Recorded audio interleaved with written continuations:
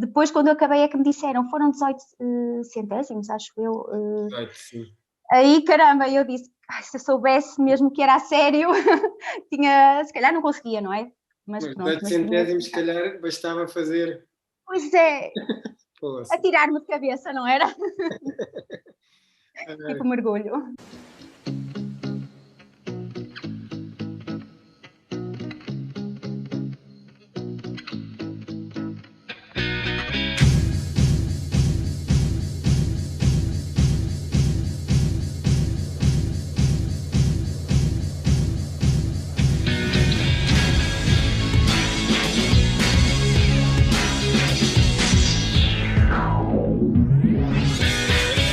Ai, ai, ai, ai, ai. Vocês já sabem, Ai? domingo, dia de mais um Setting the Pace, e hoje trazemos aqui alguém que passou no atletismo, mas não passou despercebida. Não só pela beleza, mas também pela doçura. Mas antes de irmos à conversa com esta convidada, tenho de dizer que esta semana aconteceu uma coisa impensável. Eu nunca pensei que, graças à Lebre, viesse a receber uma mensagem anónima, mas recebi. E, infelizmente, a dar-me na cabeça, basicamente por eu nunca ter tratado as convidadas femininas do mesmo jeito que trato os convidados masculinos. Disse que já fiz musiquinhas, poemas, brincadeiras. Pronto, dizem que eu sou muito mais brincalhão e eu agora vou remediar a situação e então decidi escrever, ou não, uma musiquinha para a minha convidada de hoje. Por isso... Tenho muitas fãs das mulheres, acho que a mulher, juro, vai me apoiar muito. Vamos ver o que é que sai daí. Os nervos não me abalam por completo. Os nervos me embalaram por completo. Então vamos lá. Reflete toda a nossa vida, conta-nos todos os teus sonhos, porque os meus sonhos são as cores, todas juntas numa só, azul. E a cor azul, o céu do mundo, vai nos salvar e iluminar. Quero ver o teu olhar azul, consagrar o podcast da Lebre. Quero ver o teu olhar azul, consagrar o podcast da Lebre, da Lebre. Deem as boas-vindas a esta linda dama que ganhou fama a correr na lama. Trata-se da Mónica Gama. Muito bom. Muito obrigado, Mónica, por estares aqui a consagrar o podcast da Lebre, porque depois a tua presença aqui, a tarefa para os outros convidados está mais dificultada, não é? Boa. Não sabes onde é que meteste? Não sei, mas pronto. Não, mas foi muito giro, foi giro. Depois deste momento para quebrar o gelo, em que cantei aqui demasiadas vezes em azul, em referência óbvia à cor dos teus equipamentos do Futebol Clube do Porto, não é? Isso, exatamente. Não, estou a brincar. Mas eu quero saber como é que foi nascer e ser do maior clube português em Matosinhos. Normal, é tentar não dizer muito assim em público, porque senão... Mas tenho encontrado também alguns seguidores aqui no Norte, o que me dá aquela força de que afinal não estou sozinha, não é? Sim. Mas verdade seja dita que, apesar dos teus olhos azuis, desde que eras a Mónicazinha, pequenininha, tu sempre preferiste o vermelho e branco, não é? Porque tiveste logo uma ligação ao Leixões, não foi? Também, pela natação, exatamente. Leixões, exato. E como é que foram os teus primeiros anos de vida? Tens boas memórias da tua infância? Sim, foi uma infância tranquila e também um bocadinho aventureira, porque os meus pais gostavam muito de viajar e viajar de carro. Portanto, nos anos 70 era assim Um luxo. era ainda para mais nós atravessamos a Europa numa Diane, Citroën Diane. Se olharmos para um carro desses nessa altura, é assim, é muito frágil, portanto, como é que é possível atravessar a Europa num carro assim tão... Mas fomos, era aqueles carros que tinham capota, que depois os miúdos punham-se em cima, a apanhar, pronto, não havia cintos de segurança nem nada na altura, não aconteceu nada felizmente. Mas pronto, foi sempre assim, um bocadinho uma mistura de aventura, de Eras sempre de filha ar única? livre. Eras... Não, tinha um irmão. Ok. Mais Sim, velho? tenho um irmão, um ano mais novo. Aliás, foi ele que começou o atletismo na família e pronto, eu segui-o, basicamente. Eu por acaso tinha essa pergunta, porque temos aqui registro que foste campeã nacional de bruços, na natação. Sim. Como é que, tendo bons resultados na natação, como é que mudarias para o O atletismo? atletismo. É assim, eu fui campeã nacional com, salvo erro, 11 anos. Depois chegou aos 12 anos, aquela fase, a transição, puberdade, portanto, tu ficas um bocadinho preguiçosa, portanto, foi ali uma fase complicada. E o que me fez mudar para o atletismo, vou explicar.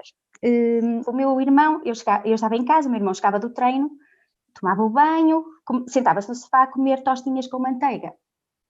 E eu, na altura em que ele estava a comer as tostinhas com manteiga, eu tinha que ir para o treino de natação. Portanto, eu começava a pensar, que sorte, ele já acabou o treino, já está a comer assim uns petiscozinhos antes de jantar, e eu ainda vou ter que ir 2 horas para a água ali.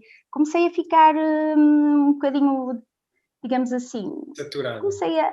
Exato, saturada, eu queria algo diferente. E comecei acabei por desistir da natação e ingressar no atletismo, que detestava no início correr, aviso já, detestava correr, Mas porque, não, sim, diz. eu, por acaso, eu também tive uma altura que fiz natação, e uma altura que tive de optar, mas a natação, pá, sentia aquele cheiro já me fazia confusão, porque antigamente era Exato. cheiro.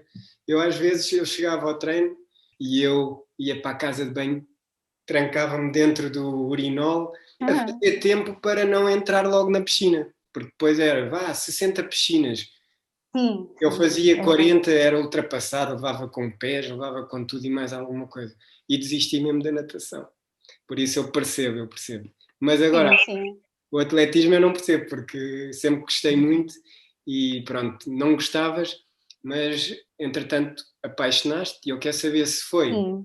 pelos bons resultados que tiveste imediato ou se, pronto, por outro motivo qualquer, convívio, etc. É assim, foi uma mistura de tudo, porque no início, apesar das dificuldades, eram mais a nível respiratório, porque tu na natação respiras de uma forma, não é? E o atletismo é totalmente diferente. E as dores musculares no início, que eram horríveis, eu na natação não sabia o que era uma dor muscular, no fundo, não é? E foi assim, um processo um bocadinho. E depois ter que ir treinar à chuva, para mim era o que me gostava.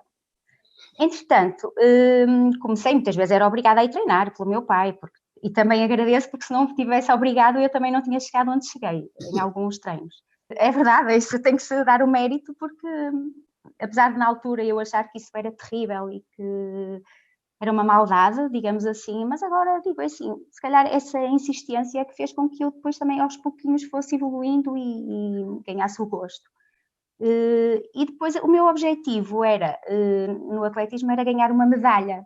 E o que aconteceu é que depois houve uma prova em que eu ganhei uma medalha. Depois comecei a sonhar com as taças, porque as taças antigamente eram enormes, era uma coisa assim, e tu até ao 5º lugar, às vezes até ao 10º, recebias sempre uma taça em algumas competições. E chegou a altura em que eu ganhei uma taça. Depois, a partir daí, começaram a surgir classificações mais interessantes a nível nacional, regional, pronto, aqueles mínimos para ir a certas provas, e comecei depois, claro, a conhecer algumas atletas e depois o facto de começarmos a ir a seleções aí já muda um bocadinho as coisas, tá? Torna-se muito mais interessante. E em Depois termos... acabas por ganhar o gosto, não é? Sim. E em termos de autoavaliação, como é que te autoavaliarias o teu próprio talento Sim. de 0 a 10? Para o atletismo, talento para o atletismo. Para o atletismo, eu vou dizer, eu se calhar dava um 9,5. É, porque faltava aquela... mas percebe. É assim, não quero dar o 10, porque, embora dissessem que eu seria, na altura quando comecei, seria a sucessora da Rosa Mota, porque tinha características a nível de recuperação, que para a maratona seria muito bom. O meu estilo de passada também, que era bastante confortável e típico de uma maratonista, digamos assim. Eu nunca cheguei a um ponto onde pudesse dizer sim, eu até tenho capacidade para isso. Portanto, eu desisti muito antes. Eu consegui algumas coisas e pronto, não, acho que ficou um bocadinho aquém do que se calhar eu poderia fazer. Mas pronto, por isso é que dou assim 9,5, porque eu sei que tinha capacidades, sei. Mas esses 9,5 eu aceito, porque tu logo em 87 tornas-te campeã nacional de corta-mato júnior à frente da única Fernanda Ribeiro, não é? Sim, a Fernanda era Já a era, deusa, não é? já era uma estrela desde os 12 anos. Sim, sim. Mas tu por 2 vezes ganhaste nos crosses nacionais. Mas pronto, isso também tinha algum treino ou era só talento? Não, treino também, óbvio. Isso não, o talento é importante, mas não é tudo, não é? Se nós não treinarmos, não conseguimos. Sim, muito treino. Aos 17 anos, talvez não tanto. Aos 19 já comecei a treinar mais forte. Mas sim, muito treino e muita regra, muita disciplina, sim, isso sim. E passaste dos 17 para os 19, mas aos 18 tiveste aí Sim. 88 foi quando tu foste revelação do ano. E fui a Seul, convidada pelo Comitê Olímpico também. E desse Pronto, ano, foi um ano interessante.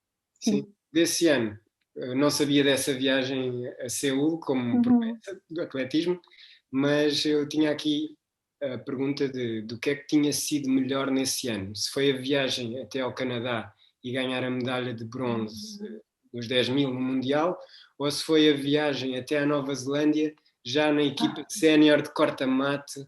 É muito Não estranho, posso dizer. porque esse ano não houve júniores, não é? Não houve júniores femininos nesse corta-mate. Se não tinhas Não, ainda a não, sim. oportunidade de ser melhor. Mas, é assim, eu acho que não posso parar de dizer que uma foi mais importante que outra. Eu vou explicar porquê. Porque, primeiro, o Campeonato do Mundo de Júniores no Canadá foi uma experiência fantástica. Não só pela comitiva, que eram colegas espetaculares. Era mesmo um convívio, mesmo salutar. Nós divertíamos-nos imenso, mas, ao mesmo tempo, no momento de competir, éramos super focados e depois era a união que havia entre nós e houve momentos muito engraçados lá, portanto foi realmente um marco muito importante para mim. A Nova Zelândia foi também aquela experiência de participar num campeonato do mundo sénior, no meio daquela confusão toda, não é? E eu e a Ana Paula Oliveira éramos júniores na altura, fomos as duas, e assim, nós sentíamos um bocadinho tipo umas bebés ali no meio, era mesmo essa a sensação. Foram para Foi, é assim, houve ali umas brincadeiras dos Castro que nos escondiam as sapatilhas, faziam desaparecer, depois não sabiam de nada. Aquelas brincadeiras do Domingos e do Dionísio e depois do Canário e esse pessoal todo eram muito brincalhões também nesse. Por isso é que se tornava tão giro e tão interessante fazer essas viagens, porque as pessoas também eram muito agradáveis e eram muito divertidas e acabávamos por passar bons momentos com eles, claro. E depois no ano seguinte, o teu último ano de júnior, tenho aqui duas questões. A primeira questão é, antes do Europeu de Júniores na Croácia, tu correste os 10.000 metros na Maia e ficaste a 18 centésimos do recorde mundial de júniores na altura. Tu tiveste lebre nessa prova, na Maia? Já que estamos na lebre? Mas eu acho que sim, eu não me recordo muito bem, mas eu acho que sim, e não sei se foi a Fernanda até, a minha lebre. Eu agora não me recordo. Mas eu acho que sim. Mas eu não tinha a noção que estava a ir para um campeonato, para um recorde mundial. Depois é que me apercebi na parte final, ouvi as pessoas dizer, que vai ser recorde do mundo, vai, e eu, recorde do mundo, mas eu já estava a fazer o meu máximo, digamos assim. Depois, quando eu acabei, é que me disseram, foram 18 centésimos, acho eu. 18, sim. Aí, caramba, eu disse, se eu soubesse mesmo que era a sério, se calhar não conseguia, não é? Mas 18 centésimos, se calhar, bastava fazer. Pois é, atirar-me de cabeça, não era? tipo mergulho. Sim. E a segunda pergunta tem a ver com o facto de depois, no Europeu lá de Júniores na Croácia, tu também ficaste outra vez à beira do recorde do mundo. Aí, bateste o recorde do mundo, só que o problema é que houve uma atleta que chegou à tua frente muito, muito próximo, não foi? E sabes, é assim, eu sinto-me um bocadinho revoltada, entre aspas, com essa prova. Porquê? Porque eu, durante a prova, eu ia fazendo o seguinte, eu de vez em quando acelerava para ver o tempo de reação da outra adversária, que era uma russa. E a minha tática ia ser a seguinte: como ela demorava algum tempo a chegar até mim, eu pensei, bem, vou fazer o seguinte: aos 50 metros, ou na reta final, aos 50 metros, arranco, tipo explosão, e ela não vai ter tempo de me apanhar. Só que na última volta o meu treinador começava a gritar: tens que sair nos últimos 200, tens que sair nos últimos 200. E eu pensava, não vou sair nos últimos 200 porque eu sei que com ela depois vai ter tempo de me alcançar, portanto tem que ser mesmo nos 50 metros finais. Mas depois a pressão estava a ser tanta nos últimos 200, ele a gritar: sai, sai, sai, e eu saí. O que é que aconteceu? Ela, mais ou menos nos 50 metros finais, apanhou-me.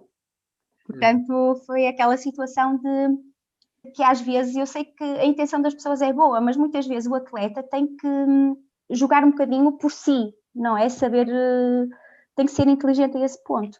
E de facto ela ultrapassou-me, batemos as duas o recorde do mundo, mas pronto, ficou ela com recorde e eu fiquei em segundo. Mas tanto esse novo recorde como o antigo pertenciam a duas atletas do mundo soviético, e a pergunta é, nesse ano o que é que foi mais difícil? Se foi ficar à porta de 2 recordes mundiais ou se foi ter perdido a oportunidade de os bater para duas atletas desse mundo que, pronto, depois da queda do muro de Berlim se provou que havia ali intervenção do Estado a nível de substâncias proibidas. Sim. Na altura havia essa consciência ou não?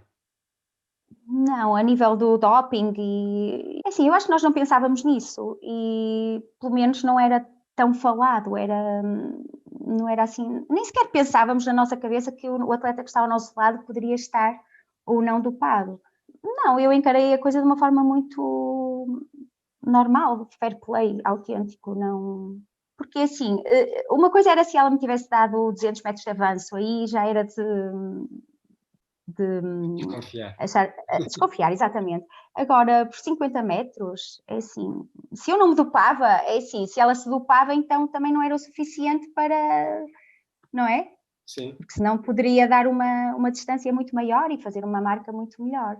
Eu acho que na altura não se falava muito, e se calhar não era assim tão usual, pelo menos. Ou os portugueses é que eram muito ainda... ingênuos. Puros, não é? Puros, ingênuos, era isso. Olha, agora vamos a uma parte do programa que aqui o diretor disto tudo me obriga a fazer e já me avisou que se eu não voltar a fazer, já houve vários episódios que eu não fiz, ele ameaçou de despedir e é saber que tipo de atleta é que eras. Eu vou-te dar aqui algumas alternativas, só tens de me dizer com aquela que mais te identificas. Primeiro que tudo, tu lembras-te daquele futebolista, o Dani? Aquele futebolista que era bonitão? Sim. Pronto, então vou perguntar será que eras a atleta futebolista Dani, aquela que a benção estética prejudicou o rendimento desportivo, ou será que eras a atleta boneca de porcelana, aquela que não se pode apertar com força senão rebenta, parte, ou será que eras a atleta cueca da avó, aquela que vai ali sempre confortável e nunca chega ao limite de rebentar? Essa, a última. Nunca a cueca da avó, não é? Sim, nunca sentiste raramente fui ao limite, raramente. É assim, às vezes eu vejo muitos atletas quando acabam, e via que acabavam as competições e deitavam-se no chão e demoravam tempo a recuperar. E eu nunca senti isso, senti necessidade disso. Eu geralmente ou começava a trotar para dirigir-me depois onde tinha que me dirigir, ou então ia a passo normal. Portanto, eu nunca... E eu não sei se era um mecanismo de defesa, inconscientemente, que eu fazia, mas nunca cheguei a esse ponto. Mas isso, ou então é feitio, porque na natação houve um episódio, só para teres uma noção, em que eu estava numa competição a disputar a ponta final, e sabes que na natação nós não podemos olhar para o lado, não é? Sim. Os olhos é que... ou então a cabeça um bocadinho só para ver se vem alguém do lado ou do outro. E eu reparei que a minha adversária que estava, digamos, a lutar comigo era uma das minhas melhores amigas. E o meu pensamento foi, é ela, pronto, e deixei-a ganhar. Estás a ver? Assim, ela não me importa, pronto, pode ir. Não, fiquei por ali só para manter a posição. E eu era assim um bocadinho... Sim, não chegava ao limite. Eu sei que não chegava ao meu limite máximo, isso sei. E não, pela descrição que estás a fazer, também não tinhas o instinto matador? Não, competitivo, sim, não, nunca.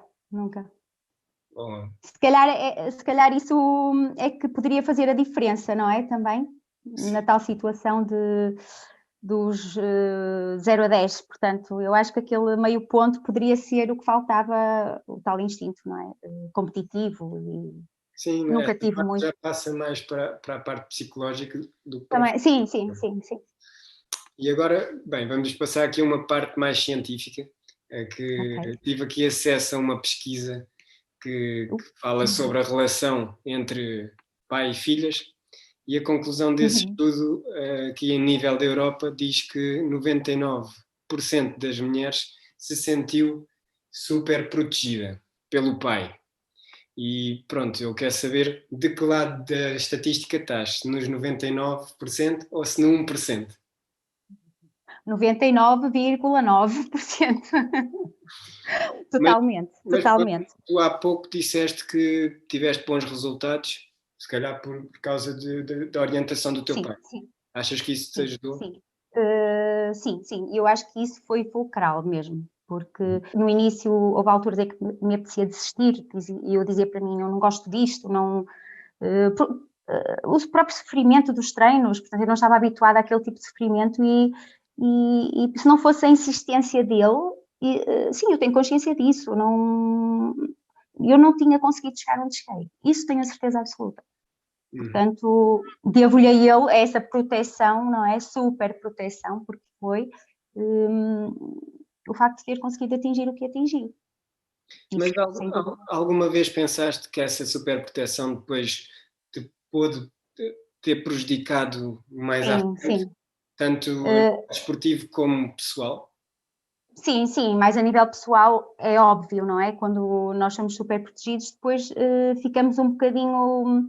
Eu sinto que depois nós temos que ser, digamos assim... Lançada aos leões, não é? Lançada aos leões. Exatamente, é assim, nós temos que deixar um jovem ser lançado de vez em quando, sentir as contrariedades da vida e ser confrontado com várias situações menos agradáveis e também ser um bocadinho livre para fazer outras coisas, porque senão depois chegamos à idade adulta, e eu senti isso, e não me sentia preparada ou enfim, não me sentia à vontade com algumas situações, digamos assim, mais difíceis, não é? E, olha, uma situação, por exemplo, quando em 88, que foi quando eu entrei também na faculdade, que recebi convites de 3 universidades dos Estados Unidos e não aceitei porque, lá está, eu não me sentia preparada para dar esse passo sozinha. Lá está. E isso, se calhar, foi o reflexo dessa superproteção, não é? De não saber. Se calhar também, já na tua cabeça, tu sentias, o meu pai ou os meus pais não me vão deixar. Não, porque até estavam bastante receptivos a isso. Havia já contactos regulares com as universidades e pronto, já estava tudo. E eu é que disse que não queria. Não, pronto, eles também não forçaram, se calhar, porque também começaram a ver que era um passo assim um bocadinho grande, não sei. Não. E sabes que os 19 anos de antigamente, os 18 anos de antigamente não são os 18 anos de agora. Pelo menos o que eu vejo nos jovens, os jovens agora parece que são mais atrevidos, não é? Pelo menos aqueles que eu conheço. e pronto, antigamente nós aos 19 anos éramos ainda um bocadinho ingênuos, não é? Assim, sim. Eu acho. Pronto, essa ingenuidade prejudicou-te mais à frente? Sim, a ingenuidade, a parte pior disso é relativamente às pessoas. Tu acreditas que toda a gente é boa, não é? E que basta dizerem conversarem contigo de uma forma mais, conseguirem dar-te a volta e tu ires com mais facilidade, porque pronto, és ingênuo no fundo, não é? É mais por aí. Agora, o abandonar o atletismo teve pura e simplesmente a ver com o momento em que eu vivia naquela altura relativamente aos estudos também, que eu sentia-me totalmente dividida. Eu tinha mudado de curso, porque não, o Educação de Infância não foi o meu curso, a minha primeira escolha. Eu decidi mudar de curso e fui para um curso muito prático. E o que é que aconteceu? Cheguei a um ponto em que vi que não estava a conseguir fazer as duas coisas. E depois também estava a passar uma fase em que tinha umas pequenas lesões que me andavam a atormentar. E eu comecei a pensar, e se eu não consigo mais evoluir no atletismo? O que é que eu vou fazer? Do que é que eu vou viver? Eu tenho que me focar noutra saída para, se correr mal, ao menos tenho um plano B. Pronto, mas não foi possível. O curso era muito prático e eu optei, foi uma opção que eu tomei. Antes de lá chegarmos, é inevitável falarmos que as pessoas em 88, 89 estavam à procura de uma sucessora da Rosa Mota Sim, sim. e viram-te a ti como essa sucessora. Achas que isso criou uma pressão desnecessária e prejudicial? É assim, a única sensação que eu tive na altura, quando cheguei àquela fase de já não estar a conseguir render tanto, digamos assim, evoluir tanto, foi o sentir que estava a desiludir essas pessoas, que eu não sei quem são, mas era um conjunto de pessoas, no fundo era o que toda a gente pensava, não era? Senti isso, de facto, não tinha que sentir, como é óbvio, não é? Mas senti isso, foi... Pois, eu na minha pesquisa, pronto, eu não sabia praticamente nada, tive de pesquisar e eu vi nas revistas de atletismo constantemente referências de apagada, está ofuscada, o que é que se passa com ela, já não está a ser aquilo que as pessoas estavam a esperar. Por isso, eu acho que é muito difícil lidar com isso. Tu lias ou alguém te dizia? Não, eu lia. Assim, não ajudava a ouvir isso, não é? Porque quando tu estás em baixo... funciona como uma bola de neve de negatividade. Sim, e depois sim, como exatamente. Como é que se para? Na altura acabou por disputar no meu abandono, não é? Porque foi tudo um acumular de situações que depois eu, pronto, cansei-me mesmo disso tudo. Se fosse hoje conseguia perfeitamente colocar atrás das costas e nem lia e seguia em frente e conseguia, não conseguia paciência, fazia o que gostava mas na altura não, lá está, também não tinha traquejo, digamos, para aguentar com certas situações, mas é assim, não foi isso que fez com que eu desistisse, não foi nada disso, foi simplesmente a minha desistência deveu-se basicamente à situação em que eu estava de conflito pessoal entre o estudar ou correr, porque as duas coisas não estavam a funcionar, portanto, e eu tive que optar e optei por isso. Mas apesar de haver ali uns anos complicados ou de não evolução, 94, ou seja, tiveste 90, Sim, 91, 92, 93, um bocado complicados. E depois, como individual, em 94, tiveste bons resultados. A meia maratona, uma 10, depois foste parte da equipa, apesar de não quereres ou não ser o teu objetivo, foste parte da equipa que foi campeã mundial de corta-mato. E estavas a preparar uma maratona. Porquê é que essa maratona não foi corrida? Ou se foi, não acabaste? Eu acho que foi em Roterdão, acho que foi a de Roterdão que eu fui fazer. Não acabei porque exagerei no ritmo no início e pronto, cheguei aos 32 km, acho que foi, e não consegui literalmente andar. Eu sentia-me tonta, sentia-me mesmo mal. Pronto, eu não consegui, eu tive que me sentar no passeio à espera que alguém me viesse buscar, porque eu não fiquei completamente esgotada, não sei, era inexperiência, porque a maratona é muito complicado. Tens que ser muito certo, muito nas passagens que fazes. E pronto, eu nos primeiros quilómetros, depois o meu treinador na altura estava em alguns pontos da corrida e dizia sempre, vai muito rápido, mas é assim, eu não tinha noção, portanto, foi pena, mas não deu. O que é que fizeste diferente nesse ano para as coisas melhorarem? E pronto, falaste Nesse do teu ano, treinador, quem é que era o teu treinador nesse ano? era o professor Pompílio, Ok. o professor Pompílio Ferreira. O primeiro foi o professor Fonseca e Costa, no início, mas depois, como ele estava em Lisboa e eu estava no Porto, acabou por ser o professor Pompílio. Acho que era o professor Pompílio, agora já estou um bocadinho, mas pronto, não há problema.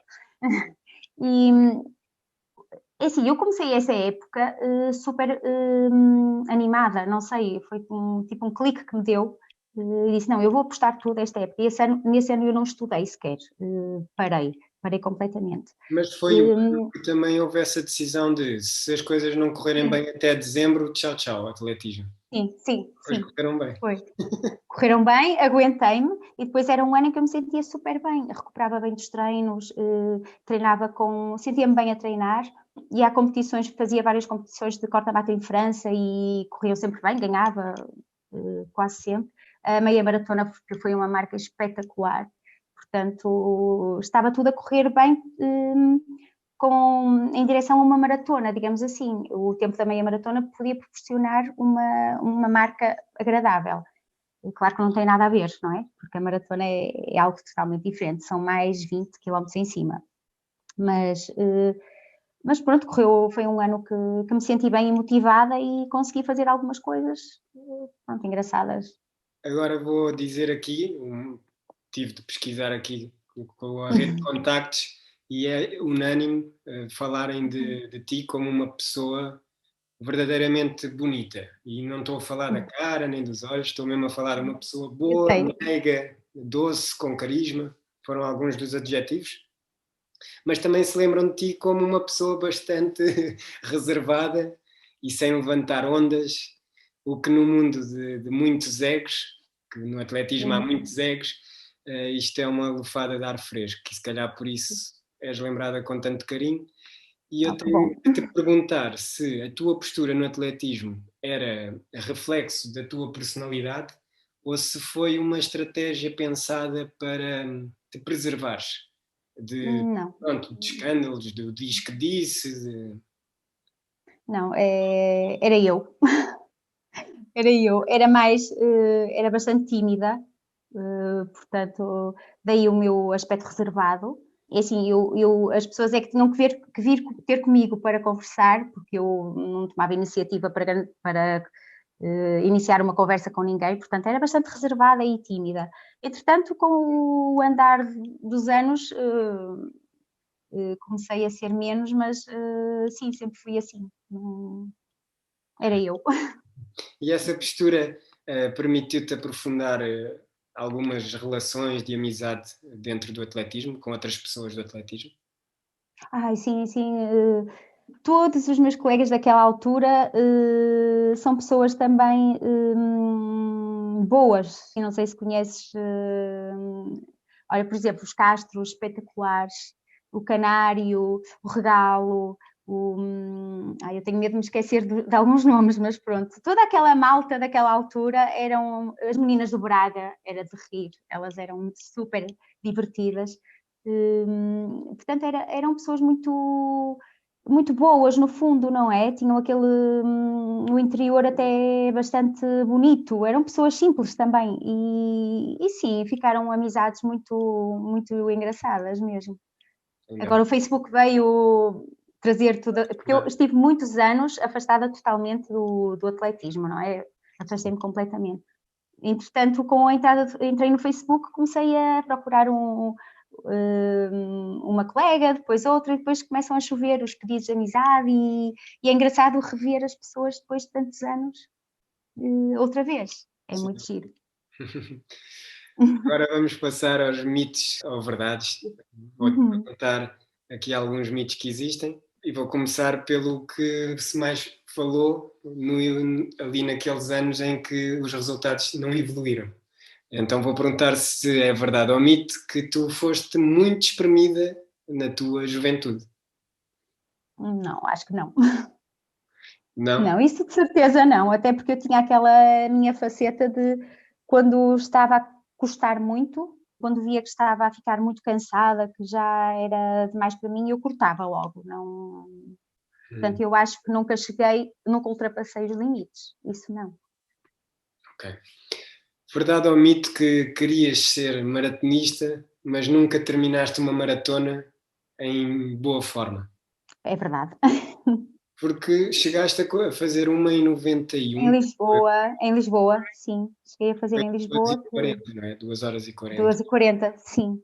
Depois tentei fazer a de Roterdão, não me recordo se tentei outra antes. Houve Não sei. uma estafeta. Em Barcelona, a Equiden. Sim, Ou em, como equipa, sim, sim. também houve desistência.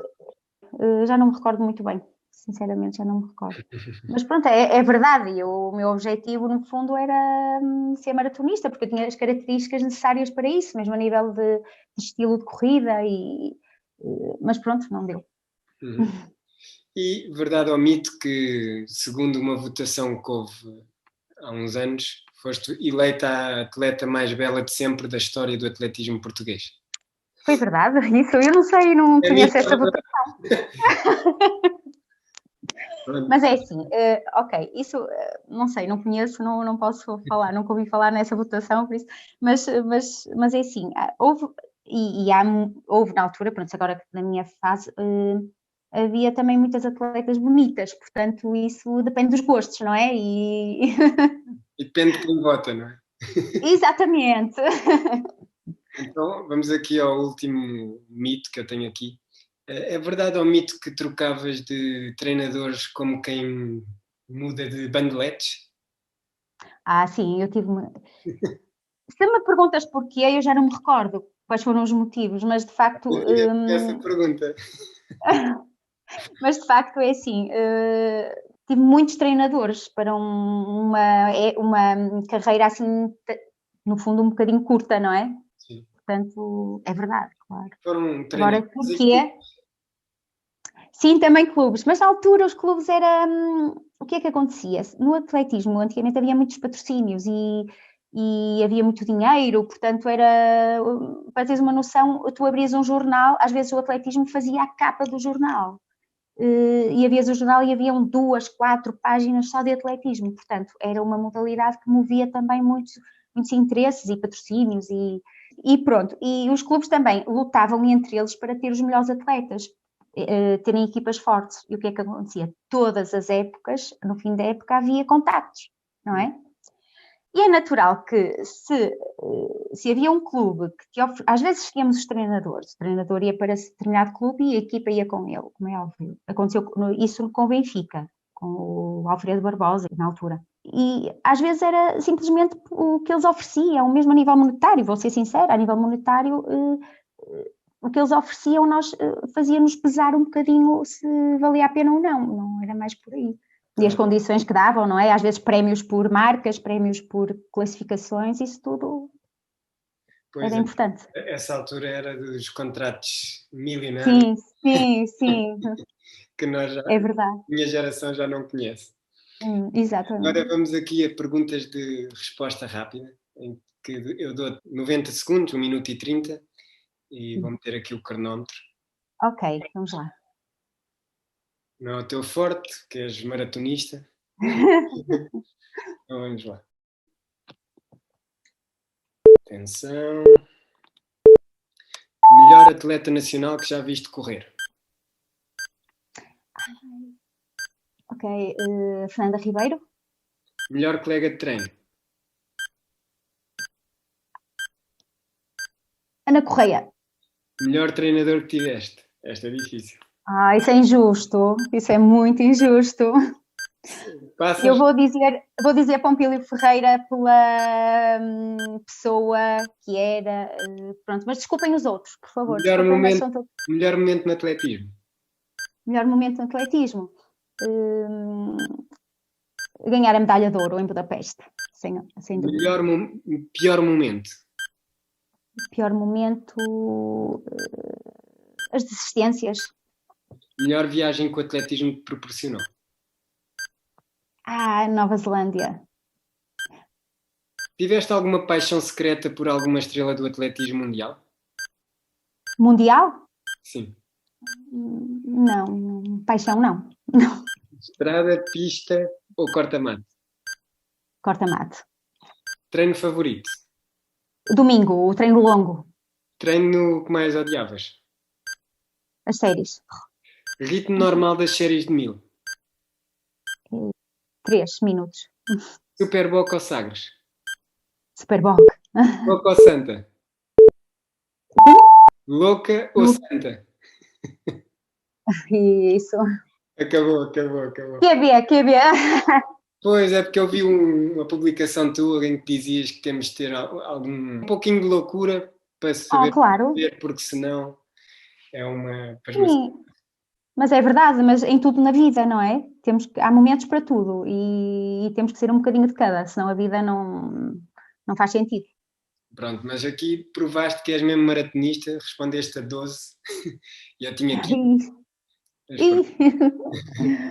Olha, agora, Não foi mal. querida Mónica, tenho um pedido de ajuda que eu já pedi ao Domingos, porque toda a minha vida eu tenho tido problemas nos meus gêmeos. E como é especialista em gêmeos, eu quero saber como é que eu posso resolver esse problema. O que é que aconselhas? Mas que gêmeos das pernas? Ou Sim, os meus são gêmeos das são pernas. os das pernas para já? É assim, tens de ter paciência, muita paciência, porque... mas os gêmeos são uma parte muito engraçada da vida. É preciso ter paciência para lidar. Paciência, sim. Em algumas fases da vida, pronto, mais complicadas no crescimento, mas é muito engraçado. E permite-me a pergunta, o que é mais difícil? Ser mãe de gêmeos ou ser atleta de alta competição?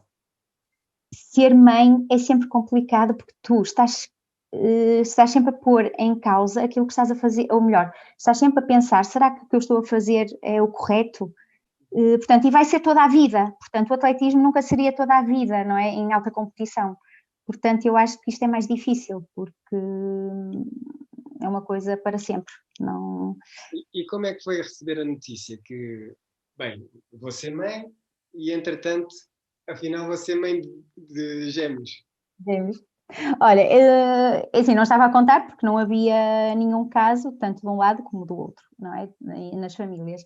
E eu levei tudo muito, que giro, como se fosse uma coisa muito gira. E lembro-me de no hospital as enfermeiras me perguntarem, depois vai ter ajuda para quando eles nascerem, alguém que a ajude? E eu, tenho, mas eu comecei a pensar, para que é que eu preciso de ajuda? Vai ser simples, vai ser uma coisa normal, são bebés, não... Mas realmente não foi fácil. Aquele primeiro ano foi pior que uma maratona, foi, sem dúvida. Eu sei que atualmente os dois estão no atletismo, Sim, é verdade. sob a orientação do professor João Campos. Sei que Exatamente. também um deles preferia futebol, mas entretanto também já está no atletismo. Exato, há 2 anos mudou. Em que medida é que os influenciaste? Ou foi decisão deles ou eles quiseram fazer o que a mãe chegou a ser muito boa? A minha influência foi zero. Aliás, eu nunca insisti porque sei que é um desporto que exige muito sacrifício e acho que não temos que ser nós a forçar, digamos assim. Tanto que um deles, de repente, o outro estava no futebol, no futsal, e um deles de repente disse que queria ir para o atletismo. Pronto, eu disse que sim, apoiei, como é óbvio. Entretanto, o outro há 2 anos desistiu de futebol e também quis acompanhar o irmão. Mas isso eu deixo completamente nas mãos do João Campos, porque não me meto nos treinos, às vezes dou dicas, lembro-me do que fazia na altura, dores musculares e essas... Eu sou a retaguarda, eu estou aqui para fazer a comida, para fazer às vezes umas massagens, pronto. Aquecer botijas de água para pôr nos músculos, pronto, assim essas coisas. Estás com uma postura diferente que o teu pai teve contigo. Sim, totalmente. E eles saíram com os teus genes? Assim, eles têm boas capacidades. Eu acho que eles herdaram alguma coisita, sim. Agora tudo depende deles, mas também esta fase não está a ser muito fácil. Estes 2 anos estão a ser muito complicados porque é treinar sem um objetivo próximo, portanto é ir treinando e há fases em que, quer queiramos, quer não, há um certo desânimo, não é? Para já tem que ter paciência e logo que passar vão ter tempo, mais que tempo. Sim, e é isso, o tempo, porque parece que temos muito tempo para preparar. E então, se faltar hoje ao treino, não faz mal. É isso, mas faz. Exatamente. Deixa de haver a rotina e pronto, isso é o. Isso. Bem, agora, duas perguntas antes de irmos ao Já ou Nunca que termina. A primeira é: houve algum sonho não vivido no atletismo? E isso eu tenho quase a certeza que sim. Sim, Jogos Olímpicos, o não ir aos Jogos Olímpicos, participar, isso sim, era um objetivo que eu gostava de ter concretizado. Era um sonho, exato. Mas ter visto a Rosa Mota vencer em Seul deve ter sido fantástico. Sim, eu estava na rua e fui vê-la em vários sítios e lá estávamos nós a chamar, vai Rosa, e ela, houve uma altura que até olhou para nós, é aquela sensação de, caramba, isto é mesmo desporto à séria, é o máximo que se pode desejar no atleta, é mesmo ganhar uns Jogos Olímpicos, eu acho. Participar, ganhar, participar, eu acho que é o desejo máximo. Sim. E agora quer que completes a frase habitual, que é: eu no atletismo até era bonzinha, mas no que sou realmente boa é em... É assim, eu não quero ser presunçosa, mas acho que é na profissão, na minha profissão. Sim. Mas, sim, por acaso, é interessante ter gêmeos em casa, ser educadora de infância, se calhar estava escrito nas estrelas. Gostas tanto de crianças que te deram uns gêmeos. logo dois assim. Sim, é uma paixão mesmo, percebes? Assim, adoro mesmo aquilo que faço e tento ser sempre cada vez melhor e estar sempre a aprender, a pesquisar, a procurar coisas novas, coisas... Portanto, é uma paixão e eu tento ser o melhor possível e acho que estou a fazer o meu trabalho bem feito. É uma responsabilidade tremenda, não é? Muito, sim. Porque tu estás a cultivar, digamos, as bases as bases, não é? De qualquer ser humano, não é? Portanto, tudo o que tu fizeres vai ser absorvido pela criança e ser aproveitado ou positivamente ou negativamente. Portanto, temos de ter muito cuidado da forma como lidamos com elas. E pronto, é uma responsabilidade tremenda.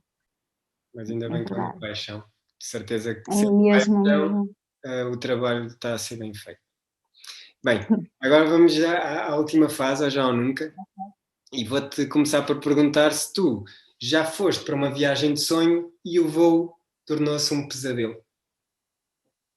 Já, olha, acho que até foi quando fomos para Seul, que íamos aliás, tive várias de pesadelo. Mas pronto, a de Seul foi pior porque eu estava na fila para ir à casa de banho, em pé, e de repente o avião, há um poço de ar que as pessoas estavam em pé a cair, e eu tive que me agarrar e tive que ir quase de gatas para o banco, já nem fui à casa de banho, porque disseram para apertar os cintos e pronto. E foi assim um momento muito complicado. Andar de avião era como andar de carro, digamos assim, e agora fico extremamente ansiosa. Se eu puder evitar uma viagem de avião, evito. Por isso ganhei mesmo medo, atualmente, sim. É como a minha mãe. A minha mãe, quando era jovem, viajou para a Madeira, para aquele aeroporto terrível. Pois. E agora, em 2000, foi uma viagem até Paris, ficou com um tremendo ataque de pânico que nunca mais. E eu fiz Erasmus na Polónia e fui o único a não receber lá os pais, porque os meus pais não iam de carro até à Polónia. Todos os meus colegas a receberem os pais lá e eu não recebi porque a minha mãe simplesmente ataque de pânico e pensou que ia morrer, que o avião ia cair. Mas sabes que as viagens para Paris e para Londres costumam ser bastante atribuladas. Eu também foram viagens em que apanhei alguns sustos para Paris e para Londres. Portanto, há ali uma estrada aérea que está muito esburacada, não? Olha, tu já sonhaste ser a nova Rosa Mota? Sonhei conseguir o que a Rosa Mota conseguiu, isso sonhei muitas vezes, no início. Sim, principalmente porque eu iniciei no clube da Rosa Mota, no CAP, Portanto, tive um contacto pessoal, pronto, eu convivia com ela e ela era excelente e treinava muito aqui na minha zona, também na Foz e em Matosinhos, e, portanto, ela era aquilo que eu queria, não digo ser porque eu sou eu, mas o que eu queria alcançar em termos de desporto. Uhum. E pronto, já te dedicaram a música Azul dos Delfins? Não. Foi hoje, não foi? A Depois sério? que tu cantaste. Eu alterei um bocadinho a letra, mas Está muito boa, muito boa. pensava que já tinham tido essa ousadia. Não, nunca. Ah. E última, tu já tiveste vontade de voltar ao atletismo e sair a correr de casa para deixar os gêmeos a chorar sozinhos? Não, nunca. Nunca tiveste vontade? Epá, estão a chorar demais. Não, não, eles nunca foram muito de chorar, nunca foram de fazer birras e não, por acaso tive sorte nesse aspecto. Para mim, digamos, neste processo de ser mãe, o mais complicado foi nos primeiros anos as noites, digamos assim. Quando eles estavam doentes, era um, passado 2 semanas, a semana a seguir ficava o outro, e sabes que crianças com febre são noites não muito tranquilas, e eu na altura já estava sozinha com eles, portanto passava praticamente 2 semanas com as noites em branco, e depois ainda ter que ir trabalhar. Portanto, foi assim um bocadinho, só nessa fase do dormir foi complicado, mas de resto foi tranquilo, não...